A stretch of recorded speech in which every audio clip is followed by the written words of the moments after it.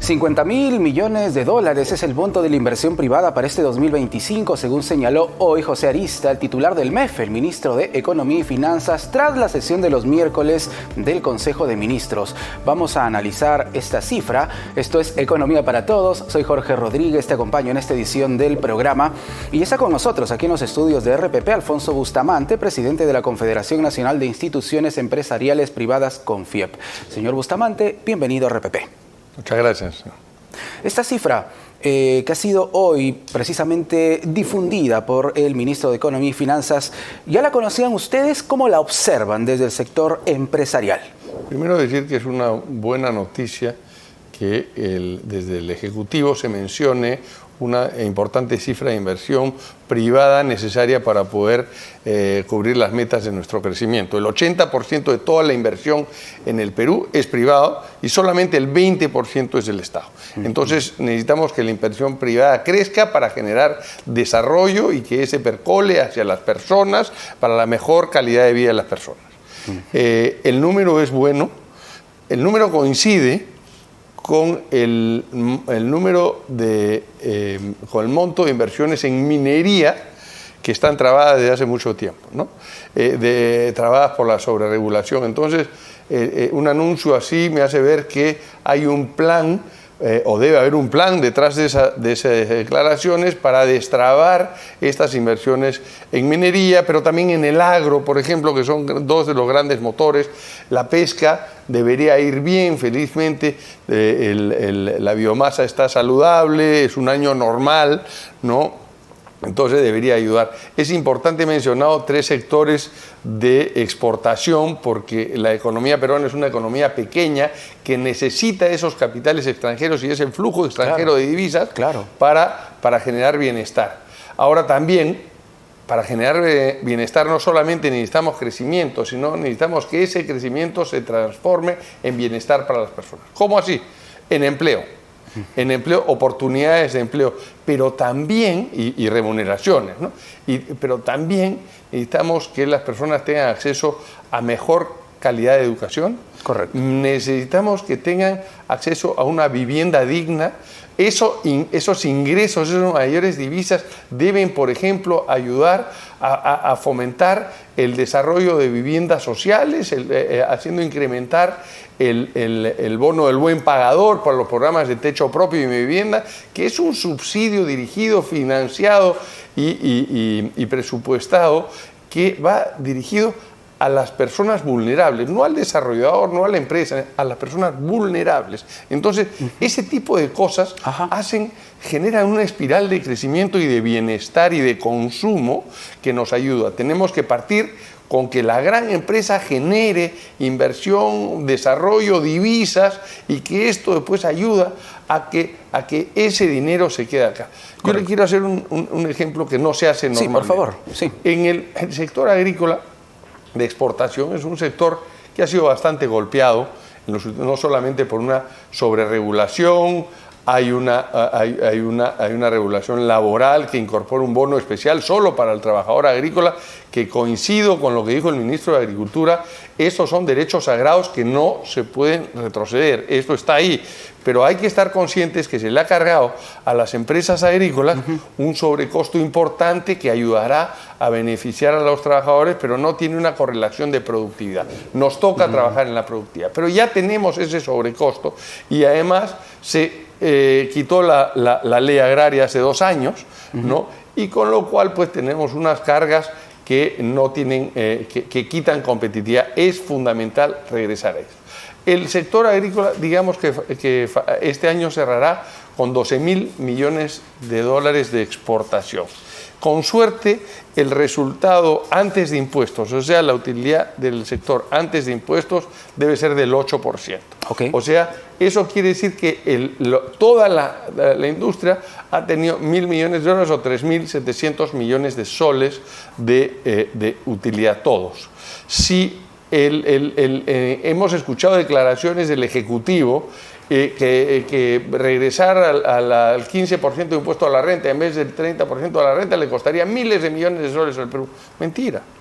Mentira, eso es una falsedad. Al contrario, esa es una pequeña fracción del bono beta, por ejemplo. Entonces, creo que así podemos ayudar a dinamizar y a seguir creciendo en el sector, y para eso necesitamos al Ejecutivo, al Congreso y al sector productivo trabajando de la mano y aliados. Si realmente creemos que la forma de luchar contra la pobreza es a través del crecimiento económico y que para ello se necesita inversión privada, entonces seamos consistentes y apoyemos, por ejemplo, este tema de renovar la ley agraria que nos permita recobrar el crecimiento, sobre todo a los más pequeños. Y el impacto del aumento de la remuneración mínima vital, ¿cómo se va a observar en el sector privado, en el sector empresarial? Mire, ha sucedido lo que sucede siempre, que no el sector empleador, el trabajador y el Estado no nos hemos podido poner de acuerdo en torno a eso. Y lo que se ha hecho es que se ha hecho un incremento en la remuneración mínima arbitral. Yo creo que no se toma real conciencia de a quién afecta, a quién le toca. Es un incremento arbitrario, dice usted. Es un incremento político, es arbitral, porque de hecho el Banco Central de Reserva del sector empleador hemos presentado documentos que en ese momento, debido a la situación económica del país, de las empresas, no están dadas las condiciones para un incremento. Para que quede claro, no era conveniente entonces un incremento del sueldo mínimo vital. No era conveniente, claramente no era conveniente. ¿Y cómo va a impactar en las empresas? A ver, nos impacta de manera diferente. A la gran empresa le impacta muy poquito o nada, ¿no? A la mediana empresa le impacta más. Y a la pequeña empresa formal, esa que está lidiando entre la formalidad y la informalidad, es un golpe mortal. ¿Un golpe mortal? Es un golpe mortal porque es arbitrario. Porque hay que entender las cifras. La microempresa, esa que sale todos los días y que depende de la semana para poder sobrevivir, ¿no? Si no tiene una correlación compite con los informales. La remuneración promedio en el sector informal son 600 soles. La remuneración mínima vital eran 1.025 antes del incremento. Sí. ¿no? Se ha incrementado en 105 soles. En 105 soles. Claro. Entonces está 1.130. Entonces, hoy día la brecha en la que compiten la micro y pequeña empresa se ha abierto aún más. Entonces, hay un incentivo perverso a esas pequeñas y microempresas a nuevamente transitar hacia la informalidad. Para irse a la informalidad. Así es. Además, nosotros hablamos alegremente que el sueldo mínimo es 1.025 o 1.130, pero no es así. Recuerde que el formal versus el informal tiene 15 sueldos al año. Claro. No 12. Entonces, el costo para el microempresario hay que dividir eso entre 12 y multiplicarlo por 15. Hablamos de las gratificaciones. Las gratificaciones de julio y diciembre, CTS y las vacaciones. Entonces estamos y CTS ya son 15, más las vacaciones que están incluidas ahí. Entonces, eso, ¿a quién ha golpeado? A los micro y pequeñas empresas. Entonces, ¿qué creemos que necesita la pequeña y microempresa para sobrellevar este embate brutal? Hay que trabajar en la verdadera agenda laboral, que es mejorar las capacidades de los trabajadores, generar competitividad laboral en los trabajadores. Entonces, yo no he visto un plan en el Ministerio de Trabajo, ni en el Consejo Nacional de Trabajo, donde nos sentamos todos juntos a discutir esto, no he visto una agenda. ¿Pero los han citado? ¿Se han reunido con ellos? Sí, en el Consejo Nacional de Trabajo se reúnen. Pero no llegaron a un acuerdo, en todo caso. Hemos reunido varias veces y no llegamos a un acuerdo. Fueron reuniones, como lo digo constantemente, muy respetuosas, muy alturadas, ¿no? Cada parte expone sus puntos, pero no alcanzamos a un acuerdo. Y otro tema también... Perdón, quizá es que no alcanzamos a los acuerdos porque la verdadera agenda debe ser cómo mejorar la productividad del trabajador para que con ello tenga mejores ingresos. Correcto, muy bien. ¿No? Y desde el sector privado, ¿cómo observan todo este tema del REINFO, la polémica, la ampliación del REINFO? Tenemos REINFO ahora hasta el 30 de junio y probablemente se va a seguir ampliando, señor Bustamante. El tema de la REINFO es un mecanismo un mecanismo fallido para tratar de darle una estructura formal a la minería artesanal, ¿no? Entonces, ¿qué quiere decir? Es que bajar los estándares que tiene la regulación minera para un grupo de pequeños mineros artesanales. La Reinfo es fallida porque se ha prostituido. Lo que ha hecho esta es que ha bajado tanto los estándares que bastaba una declaración jurada a decir, oye, me voy a portar bien, no voy a hacer actos ilegales para poder comprar dinamita, explosivos, entonces ácidos sulfúricos y todos los insumos que requiero para hacer esto sin ninguna observación medioambiental ni social. Entonces la Reinfo, al ser una regulación fallida, debía haber habido un concurso de todas las personas de buena fe en el MEF, en el Ejecutivo y en el Congreso para buscar una solución alternativa a esto. Lo que vemos en el Congreso son posiciones absolutistas y casi dogmáticas, ¿no? Que no permiten esa discusión sana para mejorar y para realmente proteger al artesanal.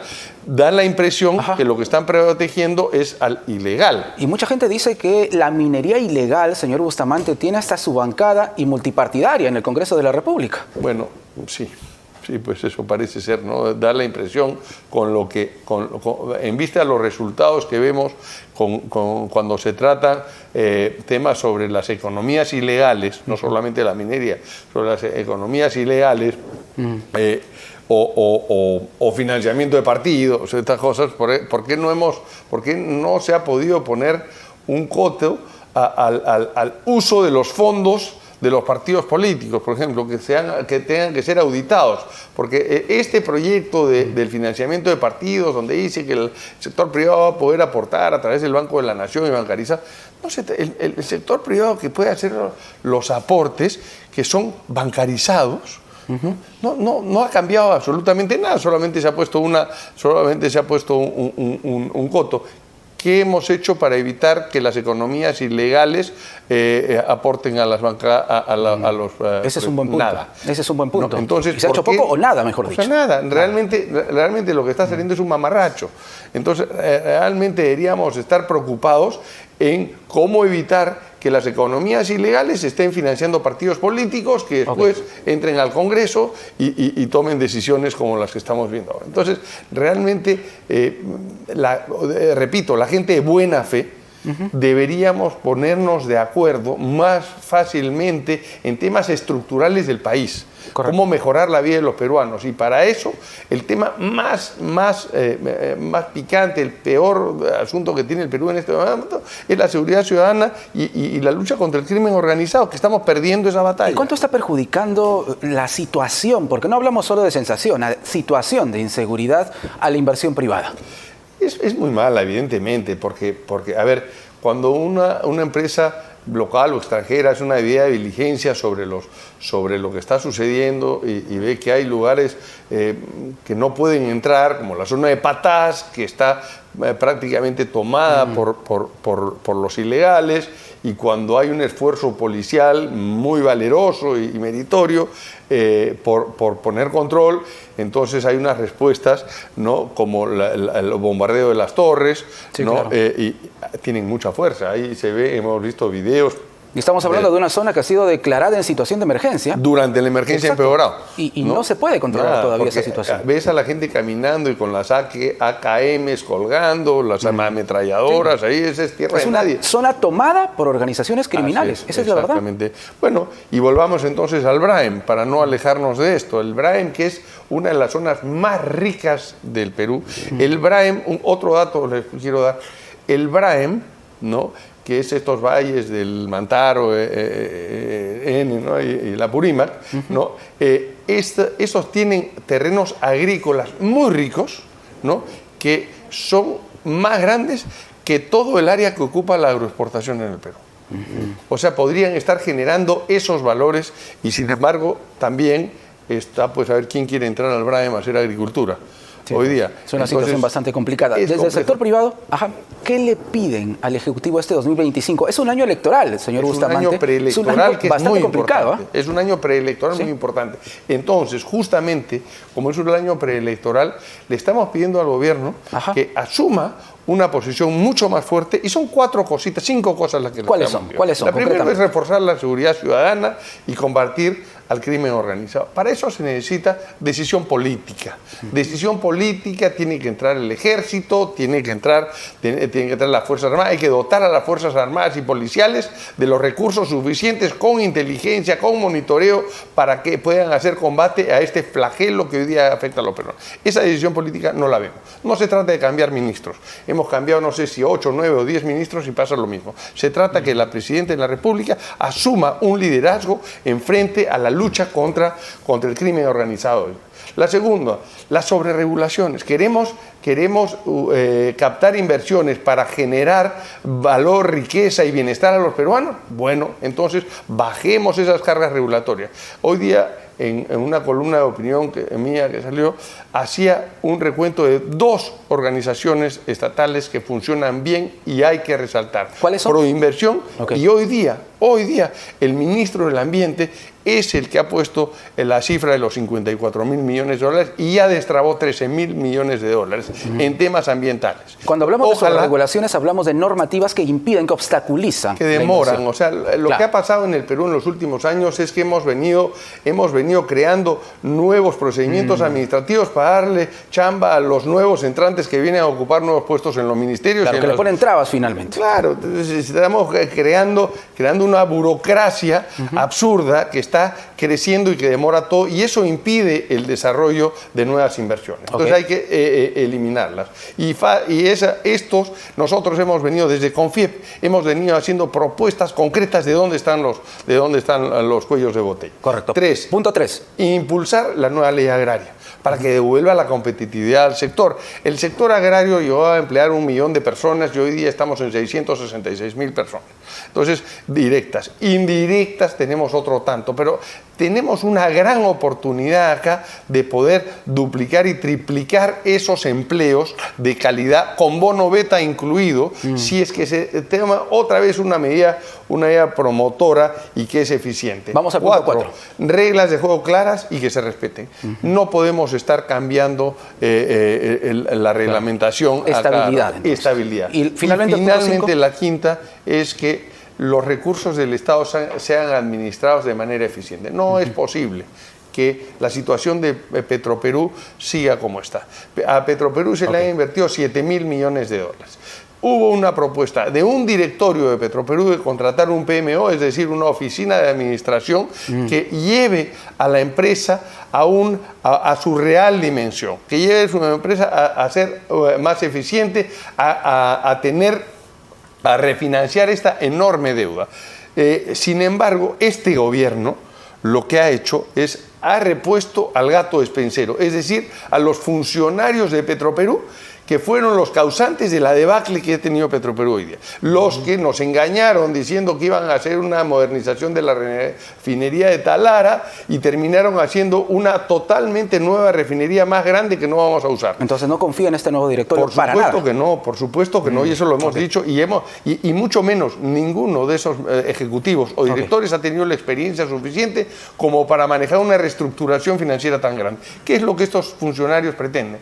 Que papá gobierno pues capitalice todas las deudas, es decir, cada vez que se propone capitalizar, como ha pasado hace un poco más de un mes, que volvamos a inyectar más dinero de todos los peruanos que podrían estar siendo invertidos en capacitación de trabajadores, en empleo digno, en mejores servicios, en el bono de vivienda, en ese bono de buen pagador. Tenemos un déficit de vivienda inmenso con un factor multiplicador enorme, y en vez de usar el dinero para eso, estamos metiéndole la plata a Petroperú. Hay una insensibilidad de los ejecutivos, del directorio de Petroperú y del gobierno con respecto al uso de esos fondos. Eso hay que solucionar. Señor Bustamante, muchísimas gracias. Ha hablado usted claramente aquí en Economía para Todos. Gracias.